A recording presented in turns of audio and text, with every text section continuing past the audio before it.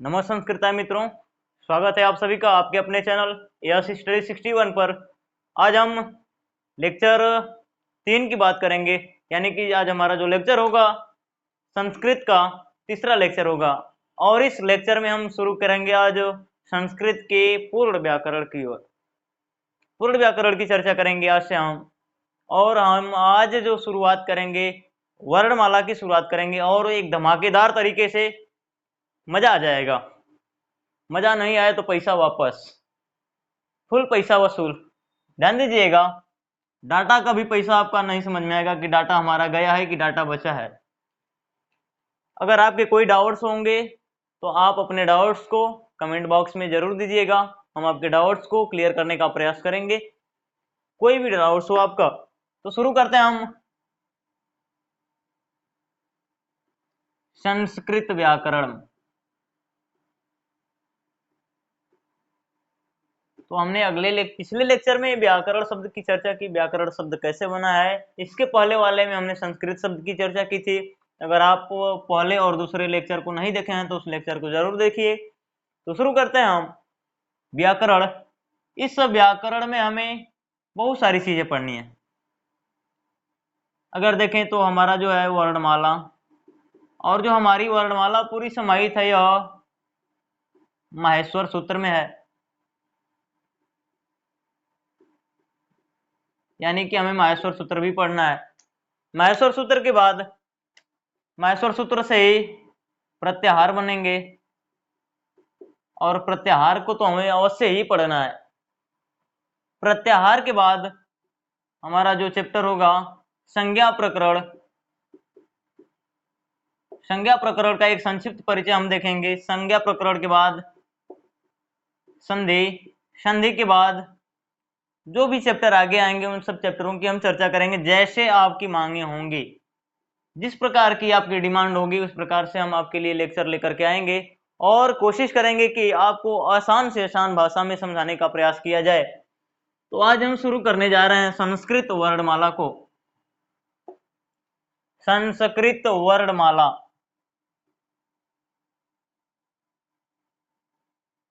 नाम से ही स्पष्ट है, वर्णों की माला। जैसे हम मोतियों की माला देखते हैं ना, मोतियों की माला, इस प्रकार से जो मोती लगे होते हैं एक क्रम से लगे होते हैं। उसी प्रकार से हमारी जो वर्णमाला है इसमें वर्ण बिल्कुल व्यवस्थित क्रम से लगे हैं। यानी कि अगर हम वर्णमाला की परिभाषा की बात कर लें, वर्णमाला कहते किसे हैं, तो वर्णों के व्यवस्थित क्रम को वर्णमाला कहते हैं। वर्णों के व्यवस्थित क्रम को वर्णमाला कहते हैं। इसकी चर्चा हम आगे करेंगे, पूरा प्रैक्टिकल करेंगे। आज हमारा वर्णमाला जो भी पढ़ेंगे इससे कोई भी डाउट्स आपका नहीं रह जाएगा, पूरा विस्तृत चर्चा किया जाएगा इस फ्री लेक्चर में। तो सबसे पहले हम यहाँ पर कर लेते हैं किसकी माला, तो वर्ण की माला। यानी कि वर्णों की माला, वर्णों के व्यवस्थित क्रम को वर्णमाला कहते हैं। अब चर्चा करते हैं भाई वर्ण होता क्या है। तो कुछ विद्वान वर्ण और अक्षर देखा जाए तो वर्ण और अक्षर को अलग अलग मानते हैं, लेकिन कुछ विद्वान का मानना है कि वर्ण और अक्षर दोनों एक ही विषय हैं। तो हम भी मान करके चलेंगे, झगड़ा नहीं करेंगे। हम क्या मानेंगे कि वर्ण और अक्षर दोनों एक ही हैं। समझ रहा है ना।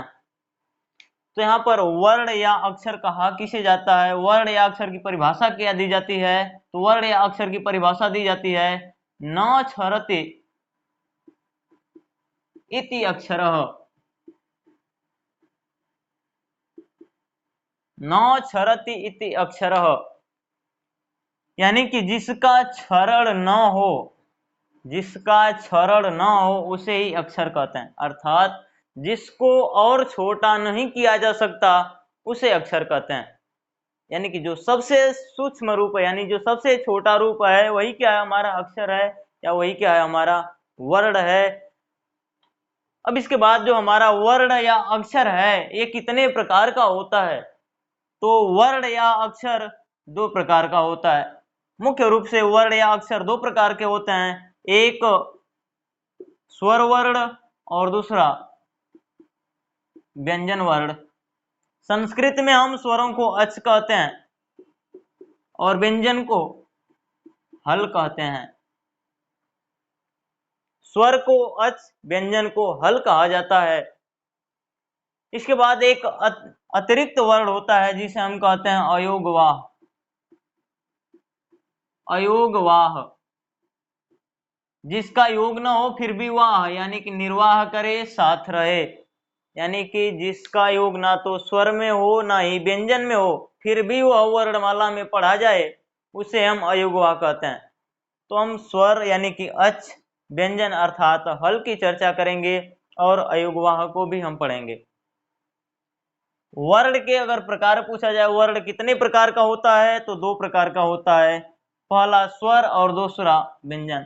यह अगर संस्कृत में पूछा जाए तो वर्ण 2 ही प्रकार का, हिंदी में भी पूछा जाए तो वर्ण या अक्षर 2 ही प्रकार का होता है, स्वर और व्यंजन। और तीसरा जो होता है अयोगवाह, यह अतिरिक्त भेद है आपका, ना तो स्वर में गिना जाता है ना ही व्यंजन में गिना जाता है। अब इनकी संख्या से चर्चा कर लें, संख्या के ऊपर। तो स्वर की संख्या कितनी होती है, अगर स्वर की संख्या पूछी जाए तो स्वर की संख्या होती है संस्कृत में 9, यानी कि अच कितने हैं, तो 9 हैं। व्यंजन की चर्चा, व्यंजन कितना होता है, तो व्यंजन की संख्या 33 होती है। अयोगवाह कितने होते हैं, तो संस्कृत में अयोगवाह वर्णों की संख्या 4 होती है। हम स्वर अर्थात अच को भी पढ़ेंगे, व्यंजन अर्थात हल को भी पढ़ेंगे और अयोगवाह को भी पढ़ा जाएगा। तो इस क्रम में हम पहले वर्ण के प्रकार यानी कि स्वर की चर्चा करेंगे और स्वर से जितने भी प्रश्न बनने वाले होंगे उन सभी प्रश्नों का डिस्कस करेंगे, सभी प्रश्नों को देखेंगे। अगर आप शिद्दत से पढ़ेंगे तो गारंटी देते हैं कि यहाँ से आपका एक भी प्रश्न छूटेगा नहीं, और प्रयास रहेगा कि जितना सरल से सरल हो सके आपको समझाने का प्रयास किया जाए। तो वर्णमाला को पढ़ने से पहले हम छोटा सा महेश्वर सूत्र जो है, हम सामान्यतः महेश्वर सूत्र की चर्चा अगले एपिसोड में करेंगे जब वर्णमाला को पढ़ लेंगे।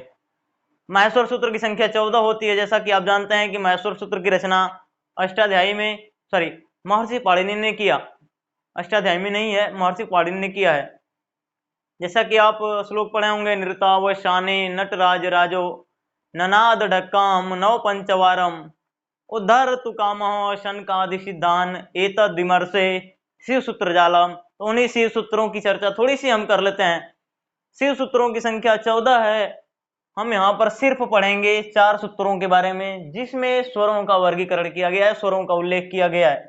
पहला सूत्र है आपका अ ई उ ड़। दूसरा सूत्र है री री क। तीसरा है ए ओं ङ।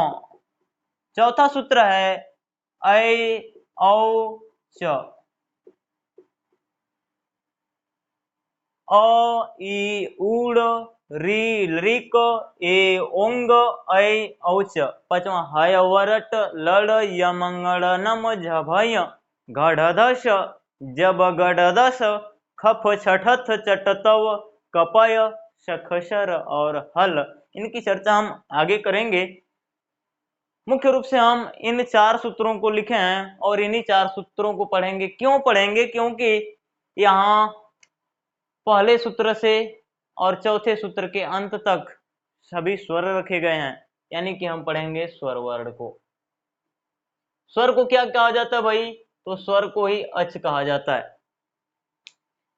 स्वर को अच क्यों कहते हैं, जो हमारा महेश्वर सूत्र है इसमें स्वरों का जो प्रारंभ होता है अ से होता है और ये अ से च के बीच में पढ़े जाते हैं। अ से च के बीच में पढ़े जाने के कारण अ और च को मिला करके एक प्रत्याहार बना दिया जाता है, अच प्रत्याहार, और अ से च के बीच आने के कारण स्वरों को हम अच कह देते हैं।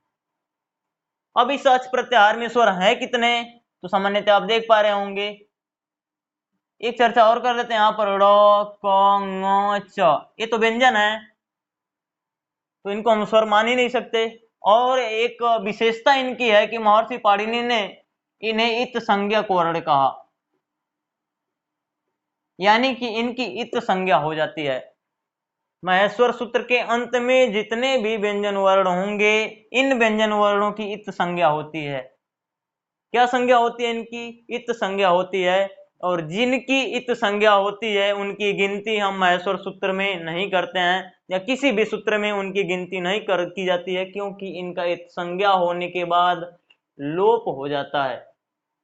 तो जिनका लोप हो जाएगा, यानी कि विलुप्त तो हो जाएंगे, तो उनको हम गिन पाएंगे?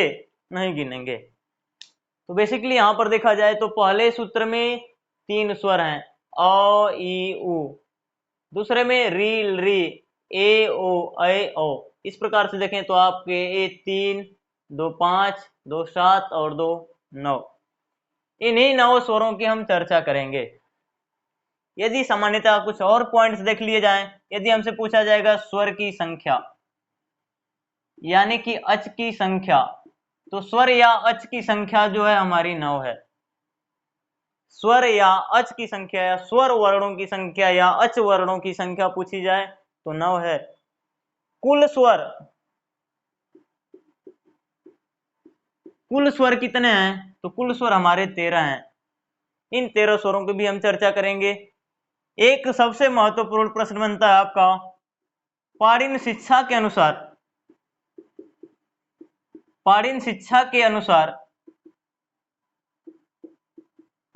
स्वर वर्णों की संख्या, पाणिनि शिक्षा के अनुसार स्वर कितने होते हैं? तो इनकी हम चर्चा करेंगे, 21 या 22। ये 21 या 22 कैसे होते हैं, इनकी भी हम चर्चा करेंगे। स्वर की संख्या या अच वर्ण की संख्या 9, कुल स्वर या कुल अच वर्णों की संख्या 13, पाणिनि शिक्षा के अनुसार स्वरों की संख्या या पाणिनि शिक्षा के अनुसार अच वर्ण की संख्या 21 या 22, इनकी भी चर्चा की जाएगी। बस थोड़ा सा धैर्य बनाइएगा और वीडियो को अंत तक देखिएगा, तब समझ में सारी चीजें आएंगी, सारी चीजें क्लियर होंगी। शुरू करते हैं हम अपने इस 9 वर्णों को। स्वर की संख्या कितनी? 9। तो सबसे पहले इन 9 वर्णों की हम चर्चा कर लेते हैं। ये 9 वर्ण कहाँ से हैं, कौन कौन से हैं, इनको हम कितने भागों में पढ़ते हैं? तो यहाँ पर सामान्यतः आप देख रहे होंगे यही 9 है हमारे स्वर, जिसको हम कहते हैं। ये 9 स्वर कौन कौन से हैं? तो अ ई उ री री ए उ ऐ ओ, अ ई उ री री ए ओ ऐ ओ, ये हमारे 9 स्वर हैं। अब थोड़ा सा ध्यान दीजिएगा, महेश्वर सूत्र में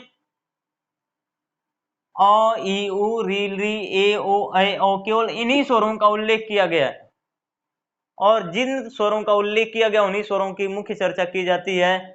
और यहाँ से एक और क्रम आप अगर यहाँ से देखेंगे आप, ए ओ ऐ ओ, हम हिंदी में पढ़ते हैं ए ऐ ओ औ, लेकिन संस्कृत का क्रम उल्टा होता है। संस्कृत का क्रम क्या है? ए ओ ऐ ओ। यह कहाँ लिखा गया है, इसकी भी चर्चा हम करेंगे। ठीक है, थोड़ा सा धैर्य बनाइएगा। ए ओ ऐ ओ, ए ऐ ओ औ, इनको अगर आप बोलेंगे, बोल करके उच्चारण करके देखिएगा तो यह बोलना आसान होगा इनकी अपेक्षा। इनमें ज्यादा मांसपेशियों में खिंचा होगा और इनका उच्चारण करने पर थोड़ा सा कम होगा। सरलता से इनको हम बोल सकते हैं। जो संस्कृत है यह वैज्ञानिक पद्धति पर, सारी जो संस्कृत का व्याकरण है यह वैज्ञानिक पद्धति पर आधारित है। इस पर प्रयोग किए गए हैं और प्रयोग करने के बाद तब इनके व्याकरण लिखे गए हैं। अब इन 9 स्वरों को हम मुख्य रूप से 2 भागों में बांटते हैं, और उन 2 भागों को पढ़ने से पहले हम एक चीज और पढ़ लेते हैं। यदि एक प्रश्न पूछा जाए आपका, स्वर के प्रकार या स्वर कितने प्रकार के होते हैं, तो स्वर के प्रकार पूछा जाए या स्वर कितने प्रकार के होते हैं, तो 3 प्रकार के होते हैं। कितने प्रकार के होते हैं भाई? 3 प्रकार के होते हैं। एक पहला जो आपका ह्रस्व स्वर, दूसरा दीर्घ स्वर, और जो तीसरा है आपका प्लुत स्वर। डायरेक्ट अगर प्रश्न पूछेगा स्वर कितने प्रकार के, तो 3 प्रकार के। कौन कौन से? ह्रस्व स्वर, दीर्घ स्वर और प्लुत स्वर। हिंदी में भी पूछा जाएगा स्वर के कितने प्रकार, तो 3 प्रकार। संस्कृत में भी पूछा जाएगा स्वर के कितने प्रकार, तो 3 प्रकार। जब कोई आधार नहीं दिया रहेगा तब डायरेक्ट अगर प्रश्न पूछेगा तब 3 प्रकार बताएंगे, लेकिन कोई आधार दे करके पूछा जाएगा तो आधार देने के बाद उत्तर बदल जाएगा। जैसे हम देखते हैं, इसको आप नोट करते जाइएगा, या तो हो सके तो स्क्रीनशॉट मार लीजिए। खिंचौना है तो खींच लीजिए, लिखौना है तो लिख लीजिए। तो मिटाते हैं इसको। अब इन 9 स्वरों को हम उत्पत्ति के आधार पर 2 प्रकार से बांटते हैं। किस आधार पर? तो उत्पत्ति के आधार पर। उत्पत्ति के आधार पर स्वरों को हम 2 प्रकार से बांटते हैं। एक है हमारा मूल स्वर और दूसरा संयुक्त स्वर।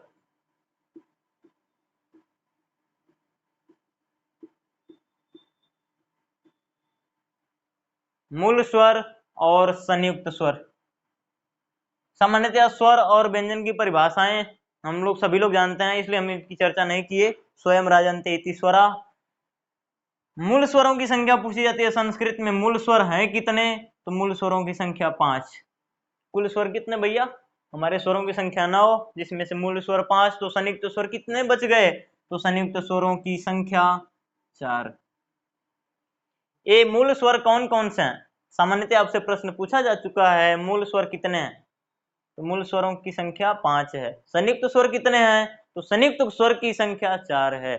अब यहाँ है कौन कौन से? तो यहीं से देख लीजिएगा, पहले से लेकर के 5वें तक के आपके मूल स्वर, और ये जो लास्ट के 4 हैं ये संयुक्त स्वर कहे जाते हैं। मूल स्वर कौन कौन से हैं भाई? तो अ, ई, उ, री, री। ये 5 जो हैं आपके मूल स्वर कहे जाते हैं, और बाकी बाद वाले ए, ओ, ऐ, औ, ए, ओ, ऐ, औ, ये संयुक्त स्वर कहे जाते हैं। हम इन्हें मूल स्वर क्यों कहते हैं, संयुक्त स्वर क्यों कहते हैं, इनकी भी चर्चा की जाएगी, पूरा विस्तृत चर्चा करेंगे। अब मूल स्वर हमारे अगर माहेश्वर सूत्र में आप पढ़िएगा तो अ, ई, उ, री, री कहां से कहां तक आते हैं? तो अ, ई, उ, री, री, क, यानी कि इस क तक आते आते इनकी संख्या समाप्त हो जाती है। जिस प्रकार से हम पढ़े अ से च के बीच स्वर आते हैं, अ से च के बीच स्वर आने के कारण स्वरों को अच कहते हैं, उसी प्रकार से अ से क के बीच मूल स्वर आते हैं। यानी कि मूल स्वर किस प्रत्याहार के अंतर्गत आते हैं? तो मूल स्वर हमारे किस प्रत्याहार के अंतर्गत आते हैं भाई? अ से क के बीच आते हैं, तो अ और क को मिलाएंगे तो क्या बनेगा? अक बनेगा। यह अक क्या है? तो अक एक प्रत्याहार है। अक क्या है? एक प्रत्याहार है। अब यहां से कई प्रकार के प्रश्न बनेंगे। स्वर किस प्रत्याहार में आते हैं? अच प्रत्याहार। स्वरों को क्या कहते हैं? तो अच कहते हैं। स्वरों का दूसरा नाम क्या है? अच है। स्वरों का अपर नाम क्या है? अच है। अच किन वर्णों को कहते हैं? स्वर को या व्यंजन को या अयोगवा को? तो अच हम स्वर को कहते हैं। स्वरों की संख्या 9, स्वरों की कुल संख्या 13। पाणिनि शिक्षा के अनुसार स्वरों की संख्या 21 या 22। स्वर कितने प्रकार के? तो स्वर 3 प्रकार के। कौन कौन से? ह्रस्व स्वर, दीर्घ स्वर और प्लुत स्वर। इसके बाद उत्पत्ति के आधार पर स्वर कितने प्रकार के? तो उत्पत्ति के आधार पर हमारे स्वर 2 प्रकार के, मूल स्वर और संयुक्त स्वर। मूल स्वरों की संख्या 5, संयुक्त स्वरों की संख्या 4। मूल स्वर कौन कौन से हैं? अ, ई, उ, री, री।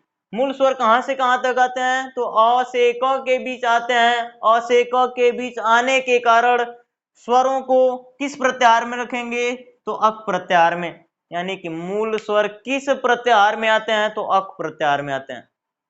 किस प्रत्याहार में? अक प्रत्याहार में आते हैं। अब एक प्रश्न यहां से आपका बनेगा, अक प्रत्याहार में कितने वर्ण आते हैं भाई? तो अक प्रत्याहार में गिन लीजिएगा, यही आएंगे ना। कितने आते हैं? तो 5 आते हैं। अक प्रत्याहार में कौन से वर्ण रखे गए हैं? मूल स्वर, संयुक्त स्वर या व्यंजन या सभी स्वर? तो अक प्रत्याहार में कौन से रखे गए हैं भाई? तो मूल स्वर रखे गए हैं। अच प्रत्याहार में कौन से वर्ण रखे गए हैं? तो सभी स्वर रखे गए हैं। आपको स्पष्ट हुआ मूल स्वर कौन कौन से? 5। संयुक्त स्वर ए, ओ, ऐ, ओ, इनकी संख्या कितनी? 4। इसी प्रकार से बताइएगा ये किस प्रत्याहार में आएंगे? तो ए, ओ, ङ, ऐ, औ, च, यानी कि ए से शुरू होकर के ए च तक समाप्त हो जाते हैं। तो प्रत्याहार कौन सा बनेगा भाई? तो ए और च को मिला दीजिएगा, कौन सा प्रत्याहार बन जाएगा? तो एच प्रत्याहार बन जाएगा। कौन सा प्रत्याहार बनेगा? एच प्रत्याहार बनेगा। संयुक्त स्वर किस प्रत्याहार में आते हैं? तो एच प्रत्याहार में आते हैं। प्रत्याहार तो बनाना सीख ही जाएंगे आप। किस प्रत्याहार में आते हैं भाई? एच प्रत्याहार में आते हैं। एच प्रत्याहार में कितने वर्ण आते हैं? तो यही चार आते हैं ना। कितने वर्ण आते हैं? 4 वर्ण आते हैं। अब यहां से प्रश्न और आपका घुमा करके पूछा जा सकता है, एच प्रत्याहार में कौन कौन से वर्ण आते हैं? तो हम बता सकते हैं, एच प्रत्याहार में कौन सा वर्ण नहीं आता है? अगर ऑप्शन हो ए, ली, ओ, औ, तो इसमें से कौन सा वर्ण एच प्रत्याहार के अंतर्गत नहीं आता है? तो ली। भावनाओं को समझ रहे होंगे आप। अगर पूछा जाएगा कौन सा संयुक्त स्वर नहीं है, तो बी है हमारा जो ली है, यह संयुक्त स्वर नहीं है। अब एक चीज आगे चलते हैं हम अगले पॉइंट की तरफ। ध्यान दीजिएगा, मूल स्वर अ, ई, उ, री, ली। मूल स्वर क्या है सर? मूल स्वर कहते किसे हैं? तो वे स्वर जो स्वतंत्र रूप में बने होते हैं, जिनको बनाने के लिए किसी अन्य स्वर की सहायता नहीं ली जाती है, उन्हें मूल स्वर कहते हैं। अब जो संयुक्त स्वर है, संयुक्त स्वर किसे कहते हैं? तो वे स्वर जो दो स्वरों के मिलने से बनते हैं, उन्हें संयुक्त स्वर कहा जाता है। जैसे आप देखिएगा, ए जो है अ और ई के मिलने से बना है। अ और ई को मिलाएंगे तो ए बनेगा, यानी कि जब अ और ई की शादी होगी तो इनसे जो उत्पन्न होने वाली संतान होगी, कौन सी होगी? ए। इसके बाद ओ को अगर आप बनाना चाहेंगे तो अ से ह्रस्व उ को मिला लीजिएगा। अ को ह्रस्व उ से मिलाने पर ओ बनता है। इसी प्रकार से अय, अय को बनाने के लिए अ से ए की आवश्यकता होती है। अ को बनाने के लिए अ से ओ को मिलाते हैं, यानी कि अ ई से मिल करके ए बना, दो स्वरों के मिलने से बना, और दो स्वरों के मिलने से बना, इसलिए इसको संयुक्त स्वर कहते हैं। अ और उ को मिलाने से ओ बना, दो स्वरों के मिलने से बना, इसलिए इसको संयुक्त स्वर कहते हैं। अ और ए, अ और ए के मिलाने से अय बना, इसलिए इसको संयुक्त कहते हैं। अ और ओ को मिलाने से ओ बना, ये भी दो स्वरों के मिलने से बना, इसलिए इसको क्या कहते हैं? संयुक्त स्वर कहते हैं। तो आपको मूल स्वर और संयुक्त स्वर स्पष्ट हुआ होगा। अगर इससे संबंधित कोई डाउट्स आपको बचता है तो कमेंट बॉक्स में जरूर कीजिएगा। इसके बाद हम आगे चर्चा करेंगे मात्रा काल के आधार पर स्वरों के प्रकार का, जो कि यह वीडियो हम अगले एपिसोड में लेकर के आएंगे। तब तक के लिए धन्यवाद। मिलते हैं अगले एपिसोड में।